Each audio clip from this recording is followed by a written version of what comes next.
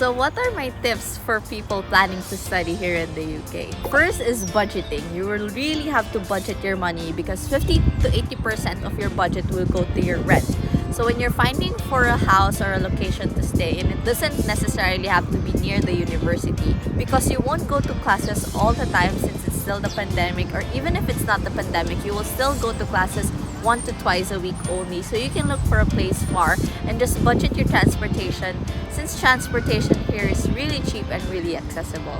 Next is food. When it comes to English food, it's really bland. So you're really gonna miss Asian food. But don't worry, there's a lot of Asian restaurants and a lot of Asian grocery stores here in the UK where you can just buy your stuff. You won't miss Filipino food so much. So don't worry about that. And don't be fooled. Fast food here in the UK is expensive. McDonald's is more expensive than some of the casual restaurants, so you might want to look into that as well. Next is part-time jobs. As students, we are entitled to 20 hours a week and as much hours as you can during the term break. Don't you worry, it's very easy to look for a part-time job.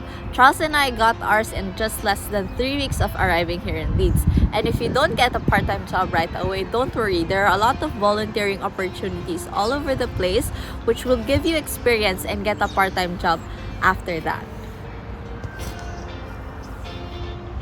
Birds.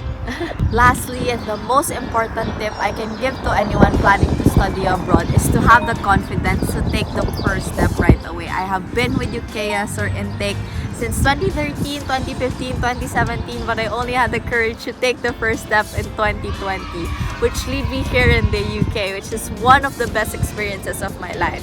So in these times of uncertainty, one of the certain things that we have in our hands is our dreams. So make your dreams into a reality and go and start your first step with Intake Education.